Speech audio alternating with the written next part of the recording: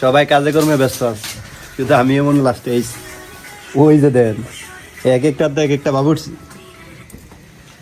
আর হয়েছে চন্ডীমুড়ার থেকে বিশিষ্ট কষাই আমার বন্ধু নয়ন। কত গাইল দিতে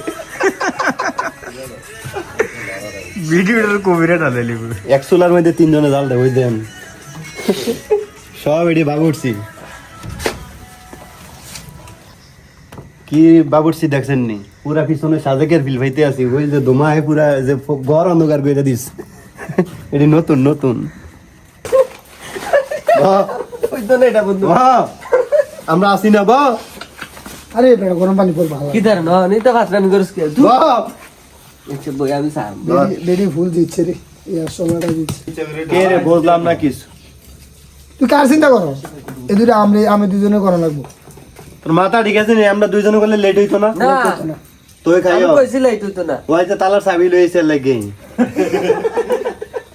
আসসালামু আলাইকুম রহমতুল্লাহ, কেমন আছেন সবাই? আশা করি সবাই ভালো আছেন। তো আজকে আমরা সব বন্ধুরা মিলে একটা হাঁস পার্টির আয়োজন করছি। তো এখানে সবকিছু আয়োজন কিন্তু আমরাই করতে আছি, কাটাকাটি প্লাস রান্না বান্না সবকিছু আমরা নিজেরাই করবো। আলহামদুলিল্লাহ আমার সব বন্ধুরাই প্রায় রান্না করতে পারে, কারণ আমরা মোটামুটি অনেকে প্রবাসে ছিলাম, তো যার কারণে রান্না বান্না করার অভিজ্ঞতাও আছে। আজকে সবাই কাজে মনোযোগী, দেখেন কেউ পেঁয়াজ রসুন কাটতে আছে, আবার কেউ অন্য কাজ করতে আছে।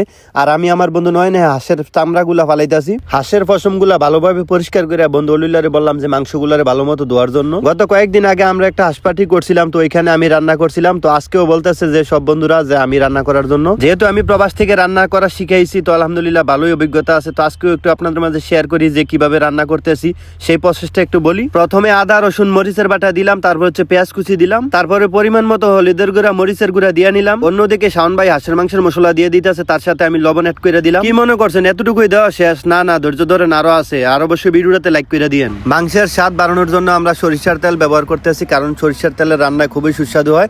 সাথে আমরা কিছু সোয়াবিন তেল অ্যাড করে দিলাম। যেই মহিলারা আমার এই ভিডিওটা দেখতে আছেন, আপনারা অবশ্যই আমার ভিডিওতে ভুল ধরবেন যে আমার কোনো কিছু বাকি আছে কিনা দেওয়ার মধ্যে। যেহেতু আমি রান্না করে বন্ধুদেরকে খাওয়াবো, অবশ্যই রিভিউ ভালো দেওয়ার জন্য অবশ্যই ভালো কিছু অ্যাড করতে হইব।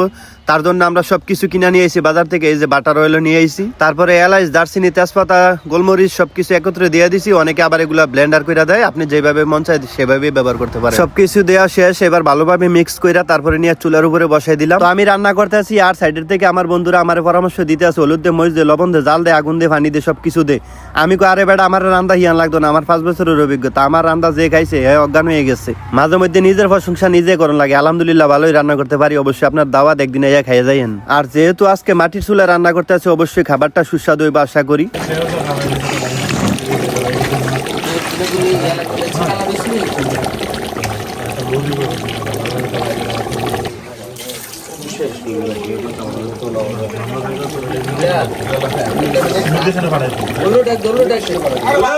তো আমাদের রান্না বান্না সবকিছু আয়োজন কমপ্লিট হয়ে গেছে। তো এবার হচ্ছে খাওয়া দাওয়ার পাল্লা। আর অবশ্যই এই যে দেখতে আছেন আমার বন্ধুরা এক এক করে সবকিছু নিয়ে আইতাছে। তো ভিডিওটা লম্বা হওয়ার কারণে সম্পূর্ণ ভিডিওটা আপনাদের মাঝে দেখাইতে পারলাম না।